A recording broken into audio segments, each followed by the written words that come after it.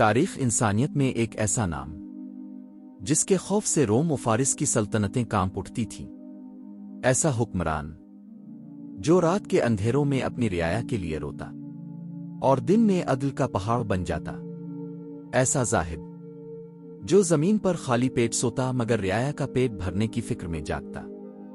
مگر افسوس، اسی عظیم عمر کی پیٹھ میں اس مجوس غلام کا خنجر پیوست ہو گیا جس کے احسانوں کا بوجھ بھی اس کے سر تھا۔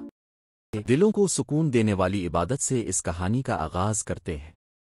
آئیے سب مل کر ایک مرتبہ درود پاک پڑھتے ہیں۔ اللہم صل علی محمد وآل محمد كما صلیت علی ابراہیم وآل ابراہیم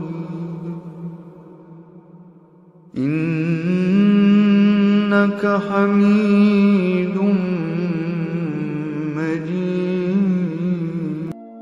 حضرت عمر بن خطاب رضی اللہ عنہ، زندگی اور شہادت، ولادت اور ابتدائی زندگی۔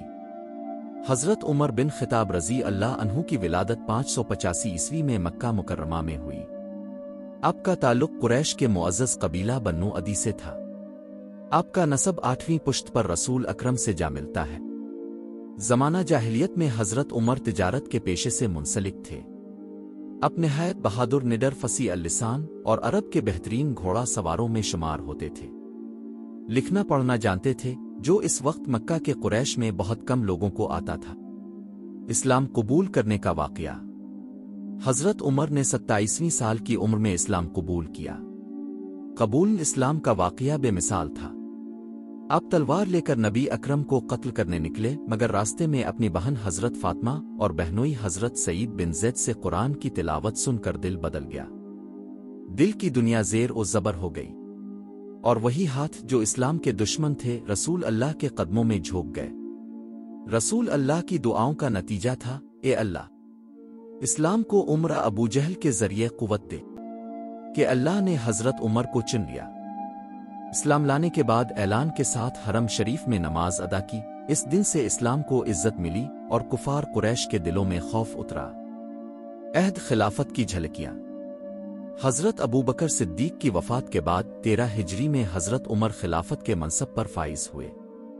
آپ کی خلافت کا دور تاریخ اسلام کا سنہری باب کہلاتا ہے۔ 10 سال 6 ماہ تک حکمرانی فرمائی۔ اس دوران عراق، ایران، شام، مصر، فلسطین، آرمینیا، طرابلس اور بہت سے علاقے اسلامی سلطنت میں شامل ہوئے۔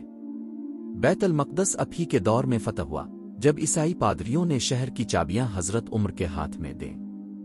عدل و انصاف کے عظیم نظام کی بنیاد رکھی، ہر طبقے کے حقوق کا خیال رکھا، بیت المال کا قیام کیا، غریب، یتیم، بیواؤں کے لیے وظائف مقرر کیے، مردم شماری، ڈاک کا نظام، جیل خانہ، پولیس، عدالت، زرعی اصلاحات، سب انہی کے دور کی یادگار ہے۔ ہر علاقے میں قاضی اور گورنر مقرر کیے اور سب کو جواب دہ بنایا۔ خود بازاروں کا دورہ کرتے، تاجروں کو ناپ تول کا حکم دیتے، عیسائیوں یہودیوں کے حقوق محفوظ کیے، مذہبی آزادی دی۔ ایک مرتبہ رات کے وقت گلیوں میں گشت کرتے ایک بھوکی ماں کو بچوں کو بہلاتے دیکھا۔ اسی رات بیت المال سے اناج لے کر خود ان کے گھر پہنچے اور ہنڈیا چولہے پر رکھ کر ہوا دیتے رہے، یہاں تک کہ دھواں داڑھی کو کالا کر گیا۔ یہ تھا وہ امیر المومنین جو اپنی رعایا کا حقیقی باپ تھا۔ شہادت کا دردناک واقعہ۔ 26 ذی الحجہ 23 ہجری کی صبح حضرت عمر بن خطاب فجر کی نماز کے لیے مسجد نبوی میں داخل ہوئے۔ جماعت کھڑی ہو چکی تھی، اپنے تکبیر کہی۔ اتنے میں ایک مجوس غلام ابو لالا فیروز، جس کا مالک مغیرہ بن شعبہ تھا، آگے بڑھا۔ اس نے زہر آلود خنجر سے اب کے پیٹ اور پہلو پر بار بار وار کیے، 6 وار کیے گئے۔ حضرت عمر گر پڑے، زمین کانپ اٹھی، مسجد میں کوہرام مچ گیا۔ قاتل نے مزید چند نمازیوں کو زخمی کیا، پھر خود کشی کر لی۔ آپ کو گھر پہنچایا گیا، حالت نزا میں تھے، زخم بہت گہرے تھے۔ کسی نے پانی پیش کیا، پانی زخموں سے بہہ نکلا۔ پھر دودھ دیا، وہ بھی باہر آ گیا۔ طبیب نے کہا، اے عمر، اب امید نہیں۔ حضرت عمر نے فرمایا، کاش میرا خاتمہ اس حال میں ہو کہ نہ میرے ذمے لوگوں کا حق ہو نہ قرض۔ پھر فرمایا میرے بعد خلافت کا فیصلہ 6 افراد کرے، عثمان، علی، عبد الرحمن بن افساد، طلحہ، زبیر۔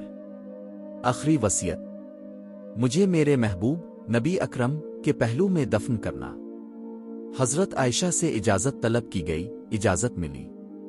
27 ذی الحجہ 23 ہجری کو آپ کی تدفین رسول اللہ اور حضرت ابوبکر صدیق کے پہلو میں کی گئی۔ خلاصہ شہادت، نام حضرت عمر بن خطاب، ولادت 585 عیسوی، مکہ مکرمہ، شہادت 27 ذی الحجہ 23 ہجری، مدینہ منورہ، قاتل ابو لالا فیروز، مجوس غلام، عمر خلافت 10 سال 6 ماہ، مدفن مسجد نبوی، رسول اللہ اور حضرت ابوبکر صدیق کے پہلو میں۔ زندگی کا پیغام، حضرت عمر کی زندگی عدل، تقوی، عاجزی اور خدمت کی مثال تھی۔ دنیا کے عظیم حکمرانوں میں شمار ہوتے ہیں، مگر رات کو تنہائی میں گریا کرتے تھے۔ بیت المال سے اپنا خرچ لیتے لیکن بقدر ضرورت۔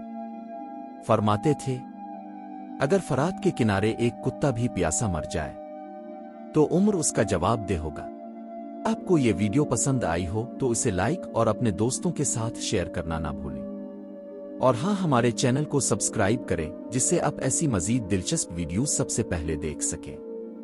اگلی ویڈیو میں ملاقات ہوگی، تب تک اپنا اور دوسروں کا خیال رکھیں۔ اللهم صل على محمد وآل محمد كما صليت على إبراهيم وآل إبراهيم